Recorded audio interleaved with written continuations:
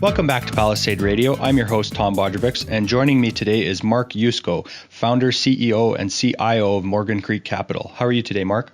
Doing great, Tom. Thanks for having me on the show. It is going to be a lot of fun. Absolutely. Mark, could you give us a little overview on how you got into the industry and where Morgan Creek is? Yeah, so I will try to be short, although I told you in advance that I don't do short well. But my life's really, I say, a series of happy accidents. I didn't actually plan to get into investing, but I'm really glad that I did, and I've loved it. And I think I love most about it, it is a career for life, right? You can always think about investing, be involved in investing. You know, it's not like heavy physical manual labor where, you know, eventually you age out. But, you know, in fact, you get better with age in investing because you get wisdom and judgment and knowledge. So grew up in Seattle, Washington, as we talked about, and then kind of made my way east, series of moves with the family, ended up at University of Notre Dame. I actually went to school to be an architect, of all things. Didn't like that much, so tried engineering, liked that even less. And girlfriend talked me into trying pre-med, which I really did like, and almost went to med school, but decided really very late, again, another happy accident, not to go to med school. Went to business school instead, and then took the first job offered, working in an insurance company. And the big happy accident that changed my career path was the guy who was doing investments retired. And they said, "Hey, do you want to do this?" I'm like, "Sure." So we had a fixed income portfolio, and we did a little bit of in-house management, outsourced a little bit. I like to say I'd hired Dan Fuss, famous bond manager, before he was famous. And from there, went to work for an equity firm run by two professors out of Northwestern. And then I got the call. Again, happy accident changed, again, the course of my life. I got the call from my alma mater at Notre Dame. And I always use the story that, you know, Lou Holtz had a lifetime contract at University of Minnesota. Unless Notre Dame called, he goes to Notre Dame. I probably would have stayed for the rest of my life at the firm Discipline Investment Advisors. You know, we had $1 billion back when $1 billion was a lot of money back in the early 90s. And today it's not very much money. Doesn't seem, because I talked about the T word all the time. I'm sure we'll talk about that later. But, you know, I would have stayed there, but I wanted to work at the alma mater.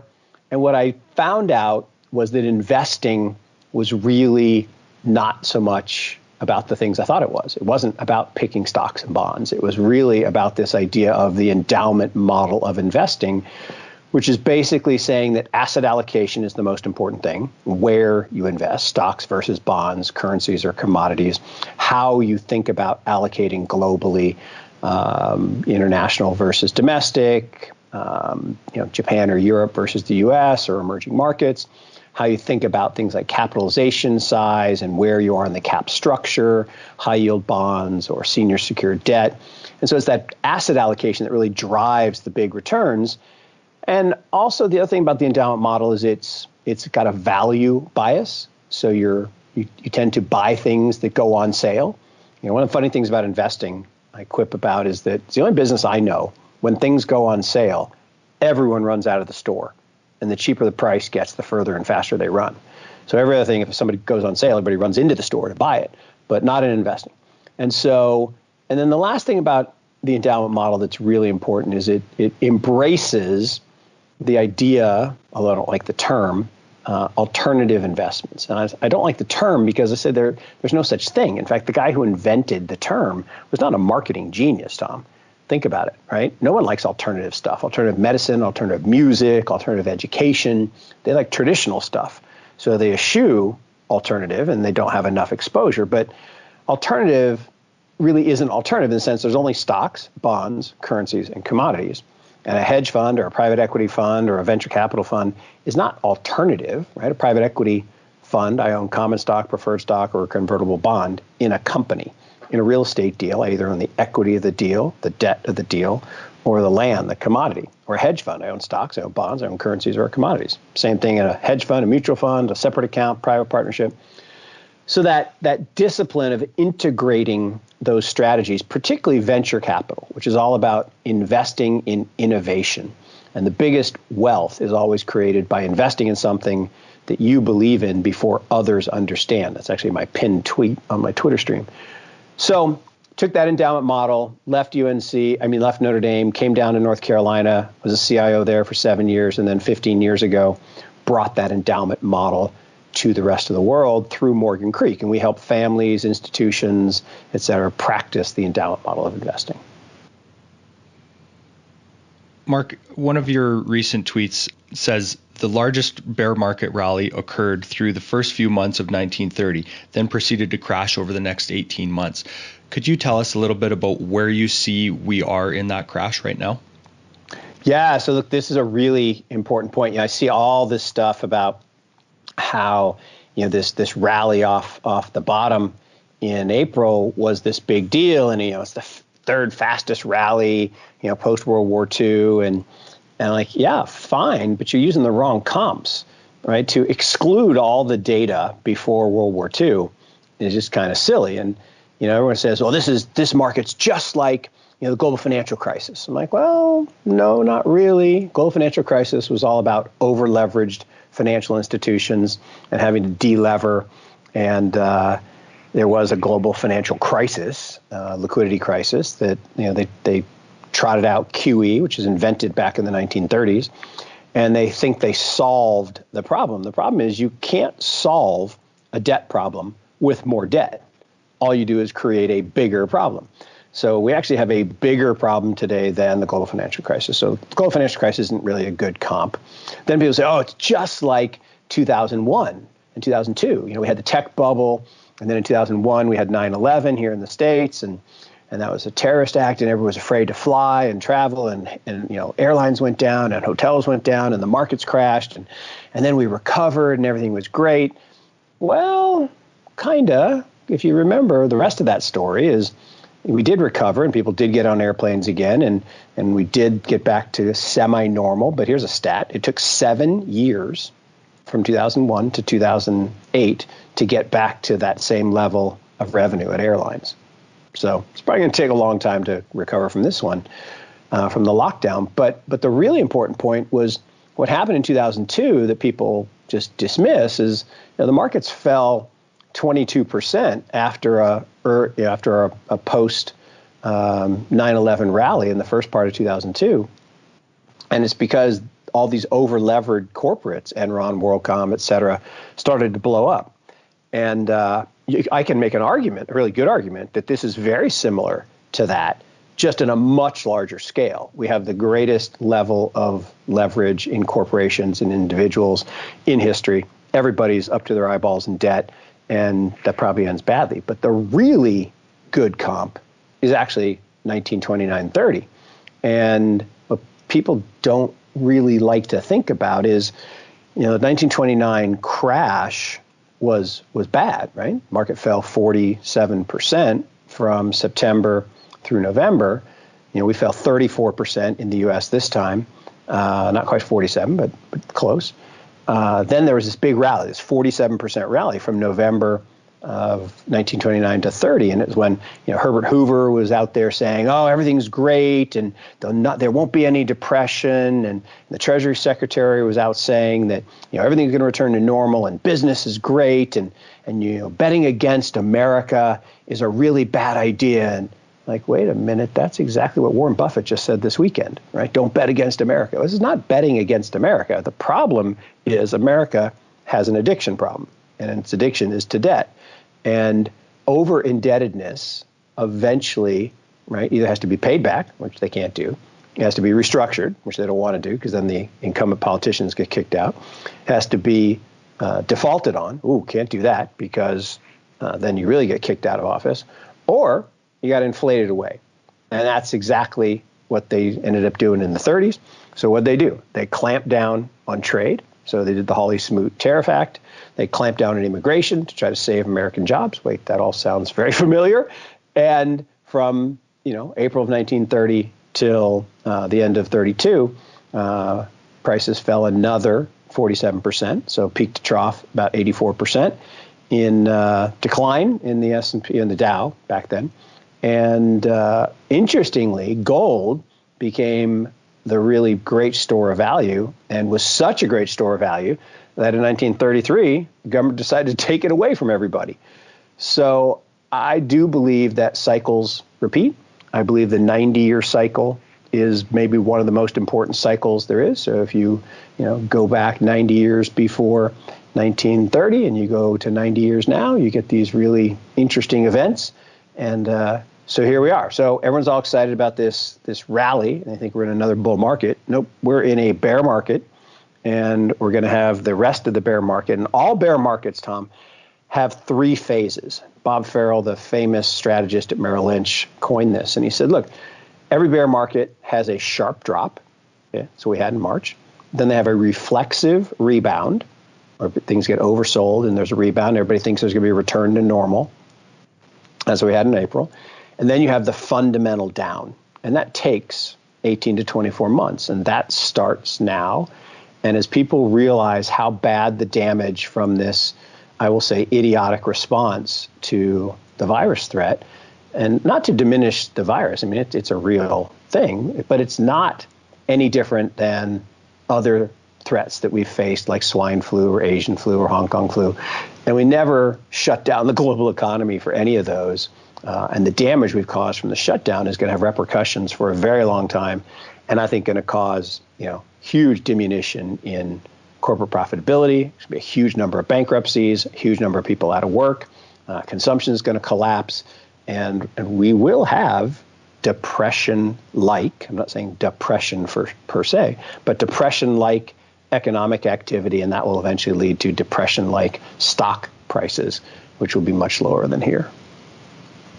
So as you were speaking about America's addiction to debt, it made me think of your analogy to explain $1 trillion. Could you touch on that for us? No, it's so amazing. So driving here to get ready to do the show this morning, had on NPR, and the two very nice hosts. They're very nice. They're not really economists by trade, so I shouldn't pick on them, but they're talking about Mnuchin's announcement this morning that the Treasury has to borrow $3 trillion. And I'm going to pause and let people say that word out loud, trillion. Just let it sink in for a second. $3 trillion. Now, they said it like it was nothing, right? Oh, we got to borrow $3 trillion, no big deal. No, it's a huge deal. The word trillion should cause you to shudder, literally should cause your body to convulse, because $1 trillion, okay, $1 trillion is the equivalent of spending $1 every second for 31,710 years. That's $1 trillion. Now, I used to joke that I don't know anyone who could spend money that fast. And I know plenty of people who have tried, but you just can't do it. And so we're talking about play money. We're talking about what I refer to all the time as hashtag fiat fiasco. So look, the Fed was created in 1913 in response to the banking panic, or the Knickerbocker panic in the United States in 1907. And the Knickerbocker panic was started by J.P. Morgan. So J.P. Morgan had this banking cabal, and these trust companies started to pop up, and they were draining deposits from his banks, and he didn't like it. So he spread some rumors about the trusts and triggered literally a run on the bank. We've all seen the famous picture of these people running down the street to the Knickerbocker Trust to withdraw their money. So he basically, and J.P. Morgan's famous for saying, I like a little competition, not a lot of competition. So he got rid of his competition. So, but the problem is that Knickerbocker panic caused more stress than just the trust companies. The banks were having bank runs. So they took a bank holiday and tried to get things back to normal. But the bottom line was John D. Rockefeller, who was J.P. Morgan's good buddy, said, hey, what we really need is a bank, a central bank. They'll be the lender of last resort. And so Amory Aldrich, who was, coincidentally, it's always this way, John D. Rockefeller's father-in-law. Funny how that works. He's the most powerful senator in the United States in 1907. And he happens to be John D. Rockefeller's father-in-law, just, dynastic families. That's how they happen. So long story short, they work, and it takes a good 4 years to get this meeting And I always love this. They convened the meeting on Jekyll Island. Right? You can't make this stuff up, right? The creature from Jekyll Island that was created was the Federal Reserve. And here's why I call it the creature. So from 1776, when we formed the United States, to 1913, a dollar, right? And we actually stole the word dollar from the Dutch. It was called the dollar way back in the 1400s. But we created the dollar, and it was worth a dollar. You know, it had fluctuations around two big wars, but it was basically worth a dollar for that whole period from 1776 to 1913. It was backed by gold. And it was hard money. It was sound money because it had this backing by gold, which is the hardest money in history. Then in 1913, we create this central bank. And everybody thinks the job of a central bank is to preserve stability and promote economic growth. No. The job of the central bank is to enrich the bankers. Right? Central banks were created in the 1600s in the Netherlands by the Rothschild family. The Rothschild family created it to finance their wars and to enrich their family. And then other countries around Europe started to have central banks, and then the United States created their central bank. And it was all about enriching the bankers. And that's exactly what they've done for over 100 years. And so when you look at the value of a dollar today, right, the value of a dollar today is a little less than a nickel. There's this funny joke that Jay Leno told one time. He said, I heard that the Treasury was thinking about issuing a dollar coin. He says, well, they already have. It's called a nickel. And so, and why do I say that, right? It's because, when I was growing, I always ask people, what's the lowest price you remember for a gallon of gas? And, mine was, 31 cents. I was at Totem Lake by 7-Eleven in Kirkland, Washington, where I grew up. And I can vividly remember it, about 5-6 years old. It was 31 cents. And I was in California, right before the lockdown, visiting my daughter, and I paid $4.35 for a gallon of gas. Now, it's the same gallon of gas, right? Does the same thing. Actually, it's a little less good because it has ethanol in it now, but it's the same gallon of gas, does the same thing. So there's no improvement in the gasoline. No, it doesn't do anything better. It's just gas. Power your car. But I paid $4.35 instead of 31 cents. And that's not because the gas is better. It's because the dollar is worse. It's the value of the currency is less good. And so that has been happening over time. And so now we're talking about the T word. We're talking about trillions of dollars being created literally out of thin air. And the problem is if you have $1 million and I have $1 million, we put them on the table, and that's the value of currency, $2 million. But then somebody else prints $2 million. The value of our currency just got cut in half. What we can buy, the purchasing power, just got eroded. So when we talk about these trillions of dollars, and now we've got this whole thing about MMT and deficits don't matter and we can spend any amount. Like, well, yeah, you can, unless you have slack in the system and you run into this problem where you flood an economy with money and it doesn't circulate, it doesn't get invested, it doesn't create new wealth, then you end up with hyperinflation, like a Venezuela or Zimbabwe or Weimar Republic.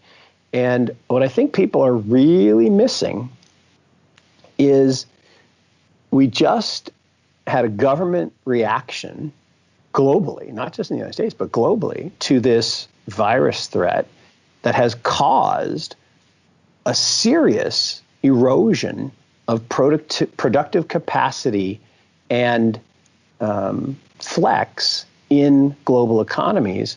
And so by adding more money to systems that are too slack, and you're going to now pit people against one another buying goods, limited goods. So you have limited supply because supply chains have been harmed. You got shutdowns in certain industries and parts that can't get to where they need to go. And so you got limited number of goods, increasing amount of dollars. That is a recipe for absolute disaster. And unfortunately, I think that's where we're headed. as we're thinking about the devaluation of the currency and the road that this goes down, one of your favorite sayings is that value doesn't die. How does this translate into, let's say, gold and silver? And why is it that those assets are such a good thing to have in this environment? Yeah, look, I love the fact that you've done all this homework. It's so cool. So, value doesn't die is such a great line. I said I'm gonna steal it. 'Cause my hashtag that I've always used is the value of value, and that value in as a discipline is really, really critically important. And it's something that all great investors over time have this gene. And I actually think it is a gene, right? You're either a value person or you're not. You either understand the value of things or you don't. And there are tons of people, right? They didn't get the value gene, and they're very happy to chase price. And look, human beings do two things really, really well, and we are spectacular at it, right? We buy what we wish we would have bought, right? So we chase the hot dot after it's gone up, and then we sell what we're about to need. So we do the antithesis of value. And then we constructed an entire investment management system that is the antithesis of value. It's all about momentum.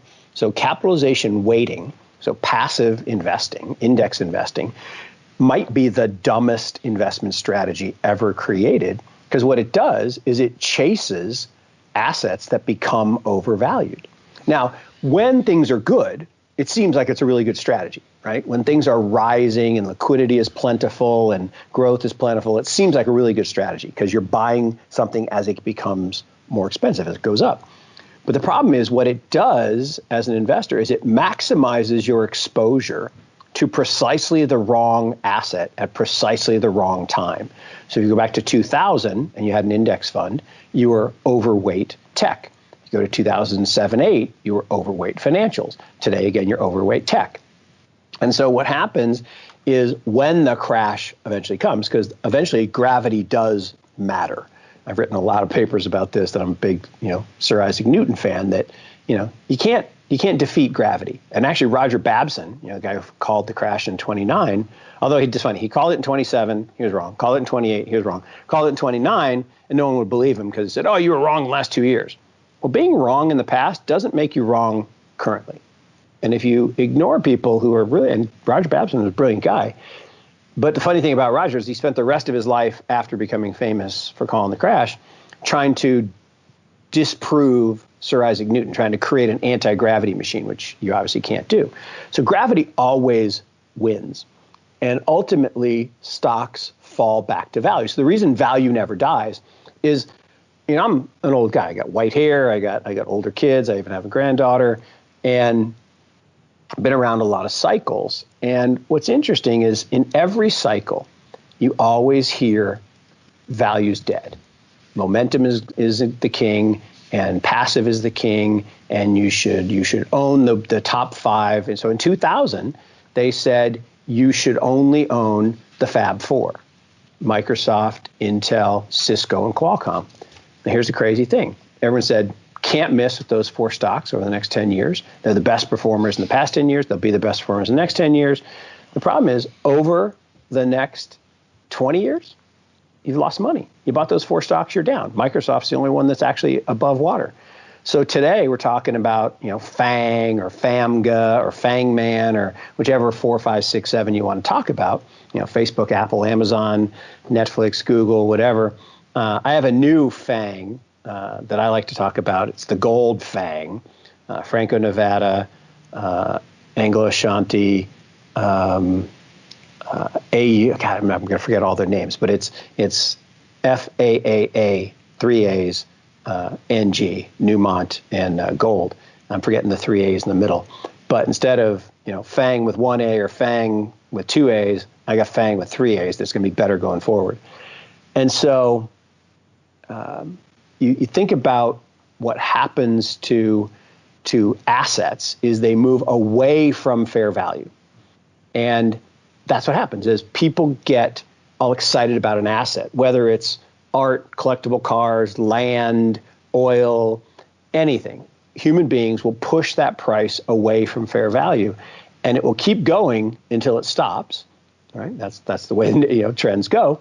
And then suddenly someone says, oh, the emperor has no clothes. Wow, that's really ugly. Or the tide goes out, as Buffett says, and you see who's swimming naked. Actually, it may be him this time. As we've seen, he bought the airlines at the peak, sold them at the bottom. But what's really interesting is value, the value of an asset, right? The cash generative nature of an asset doesn't change. And you can pay 10 times sales for a business, right? Which people did that. Sun Microsystems in 2000, and Scott McNally got up and said, well, here's how it works. For you to make money as an investor, paying me 10 times my revenue, here's the gig. I got to give you basically all my revenue for the next 10 years for you to make a good return, which would be problematic because I would go to jail because I have to pay taxes, and I have to pay my employees, and I have to pay my suppliers. And so it's highly unlikely at 10 times revenue you're going to make a good return. And his stock then went down 98%, peak to trough. So today, it's not 10 times sales. There are companies selling at 20, 30, 40, 50 times revenues, not earnings, revenues. And that's because people believe that value is dead, just like they thought in 2000, just like they thought in 2008, just like they thought in 1987, just like they thought in 1974, just like they thought in 1968 with the Nifty 50, just like they thought in 1929, that value no longer matters. But value, the ultimate earning power of an asset, always matters.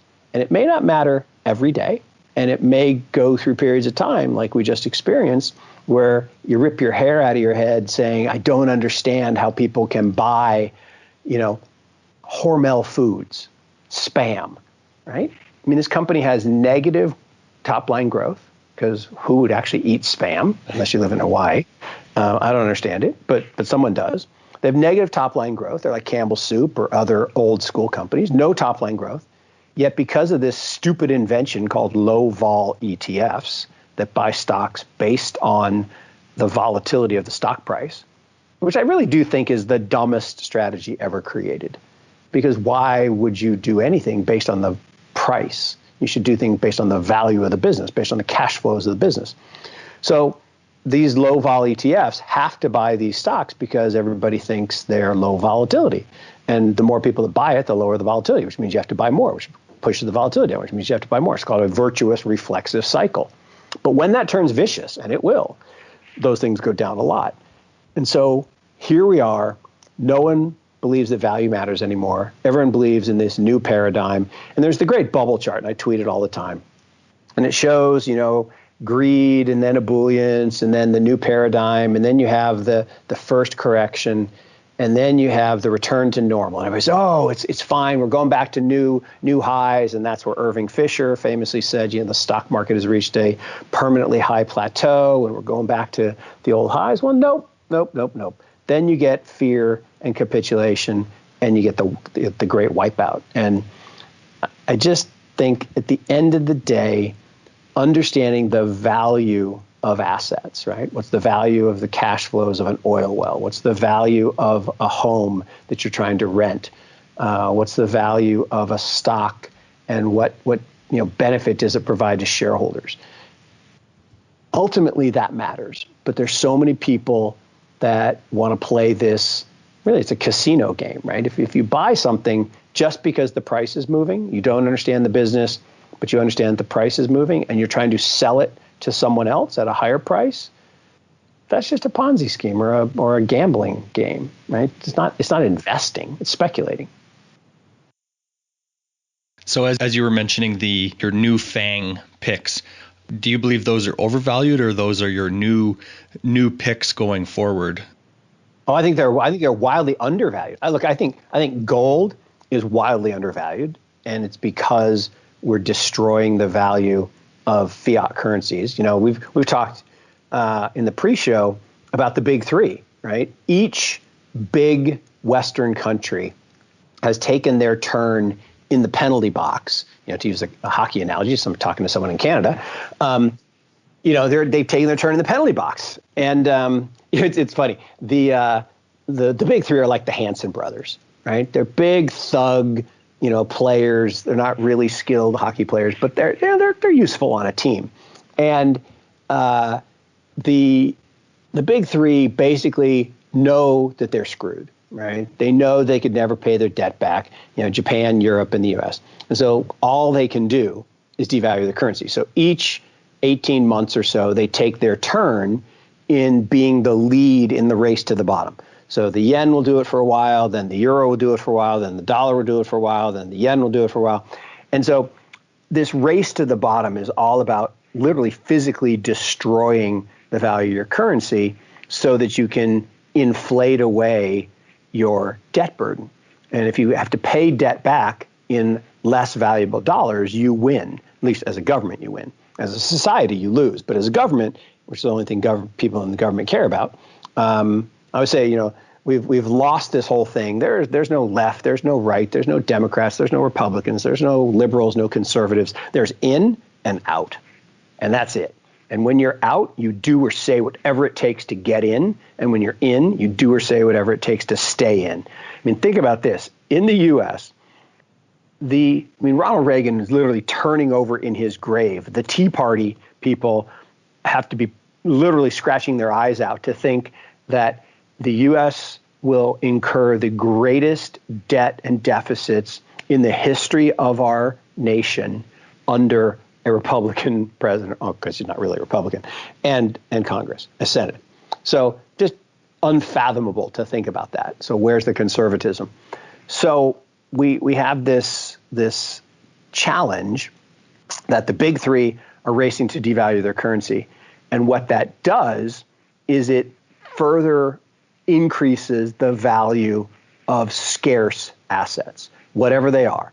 And if you think about it, that's collectible cars, that's wine, that's art, that's island real estate, that's, not overdeveloped parts of real estate. Like right now, in the U.S., we have this massive oversupply of apartments because they passed this special opportunity zone law a couple of years ago. So everyone and their sister got money for free from the banks to build apartments. So from 2 miles from where I'm sitting right now in Chapel Hill, North Carolina, there are 7 multi-hundred, even multi-thousand unit apartment complexes coming online over the next 3 months.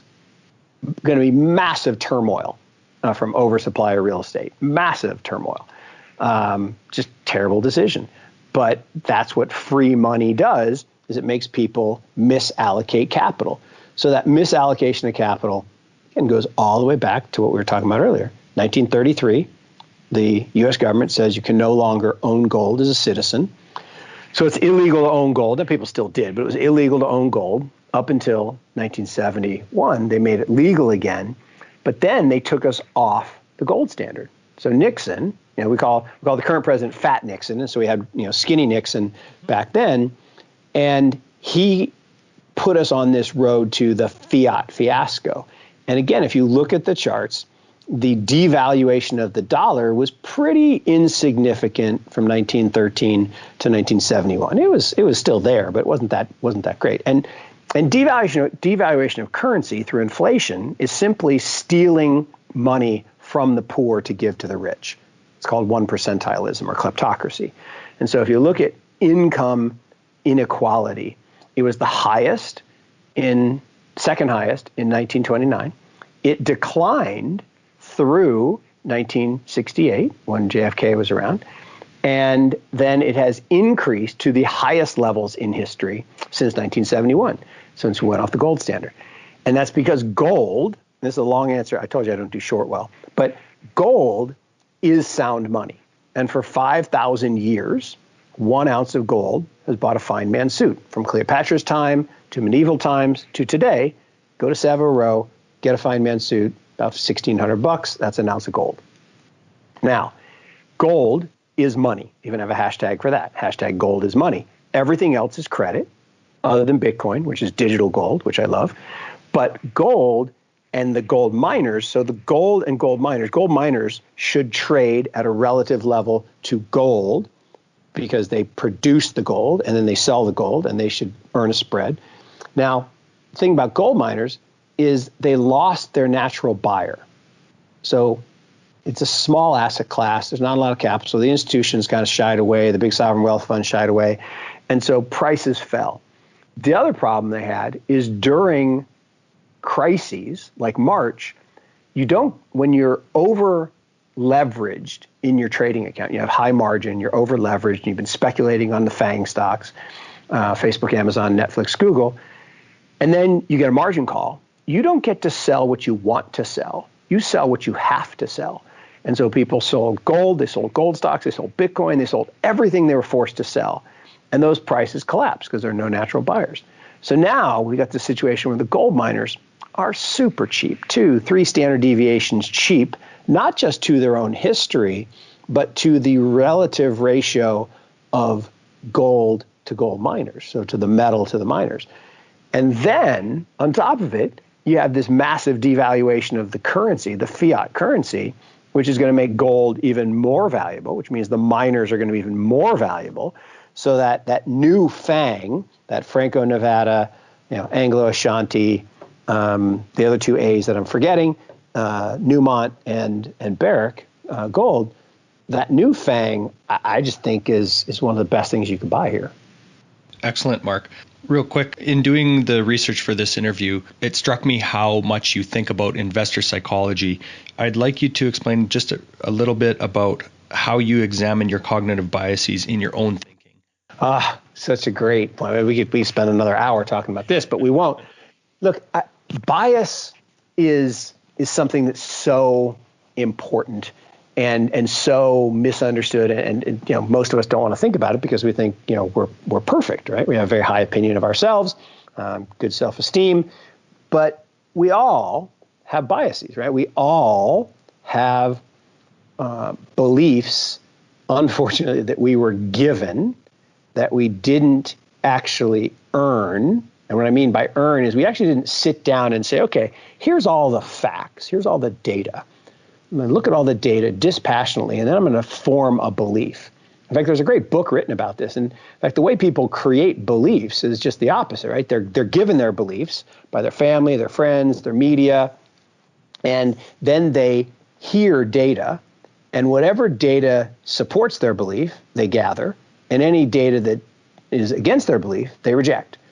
And now we have a problem where social media makes it even worse. So social media serves you up more of the things that you like and actually serves you the antithesis of the things you don't like. So if you say you like one political party, they'll serve you negative stories on the other political party.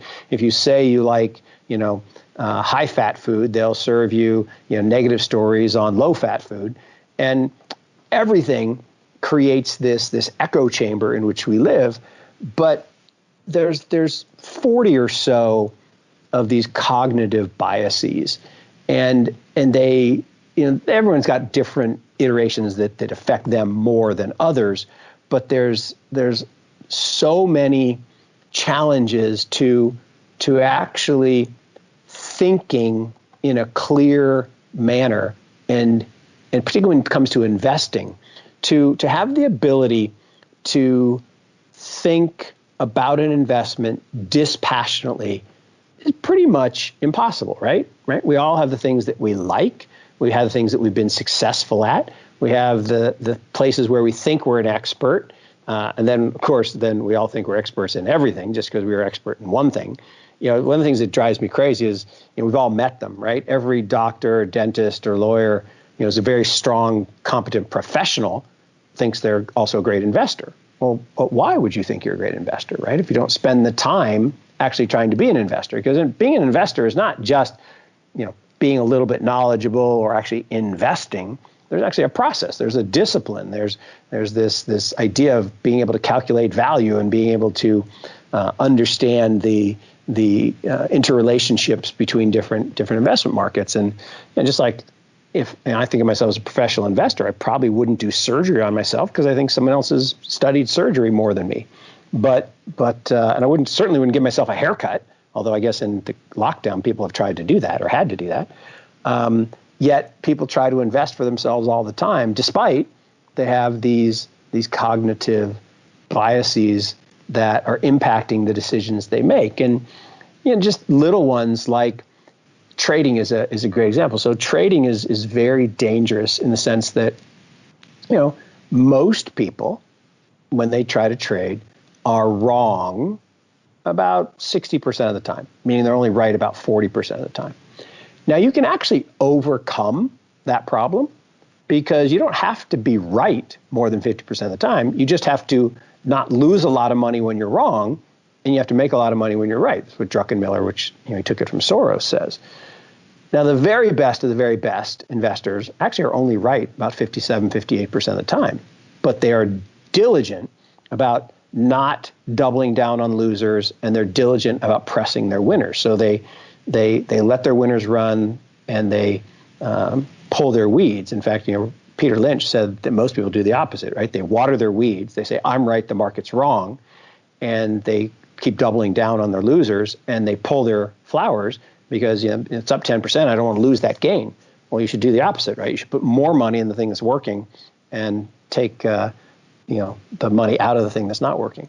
So as I think about myself as an investor, I know that I'm going to have certain things that I suffer from bias. So my value bias is the strongest, right? I got the value gene.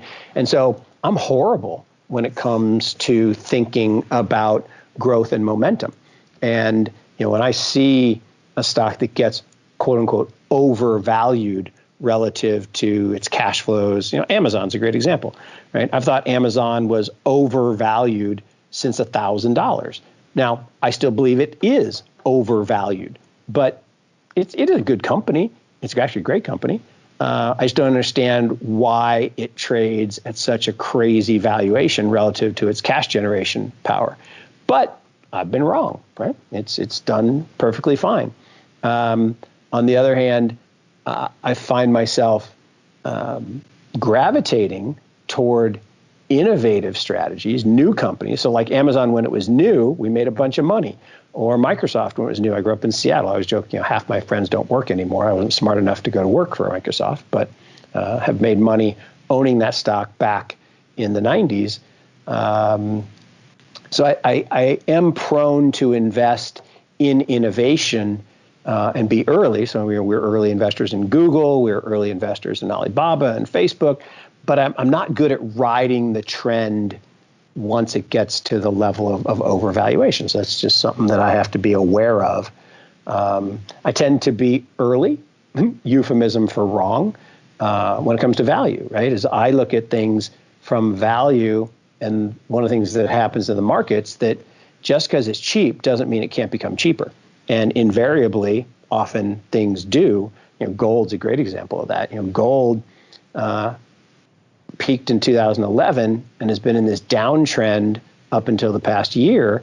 It was in a downtrend for 8 years. And I was like, what the heck's going on? And everyone's going, oh, it's been manipulated. Well, yeah, it actually was, right? There was manipulation because the futures market, if you can sell a physical asset in the paper futures market, that does create the ability for manipulation. So you see manipulation in the oil markets, you see it in the gold markets. You actually started to see it in the Bitcoin market a little bit when they opened up the futures markets. Because if you can, in the old days, right, if I want to trade a barrel of oil with you up in Calgary, I actually had to have a barrel of oil to deliver to you. Now, you and I can just execute a paper contract. And 2 weeks ago, we saw what bad things can happen when there are excess paper barrels of oil relative to real barrels of oil. You can actually end up with a negative price temporarily. So again, long rambling answer to what I think is a really, really important topic, which is cognitive biases that we all have that we need to be aware of when we try to be good investors. Some excellent thoughts there, Mark. I'm sure we could go on for many more hours, and it's super interesting, but why don't we wrap it up there? Let us know where we can find you. Yeah, so we're really easy to find. Our website is morgancreekcap.com. Morgan Creek Capital Management down here in Chapel, North Carolina. I am on Twitter, as my wife would say, way too much. So that's at Mark Yusko, MarkYusko. And I'm not on many other sites, but those are the two. And if people want to find me, they can DM me on Twitter or shoot me an email, to Morgan Creek, although I'm much better at DM than I am at email. But and then I'm out there on a lot of podcasts, and then one other thing is we do have a YouTube channel called Around the World with Yusko. We post videos and presentations usually monthly, but during the Corona crash, we've been doing it every week. And there, if you just type in my name into YouTube, our channel will pop up in the upper right-hand corner, and you just subscribe to that. And there's a whole bunch of stuff on everything from, gold to Bitcoin to international stocks to oil and gas to just basic views of the world. So happy to be helpful and useful if that people find that of interest. Excellent, Mark. Thanks for your time today. No, thanks, Tom. Really enjoyed it.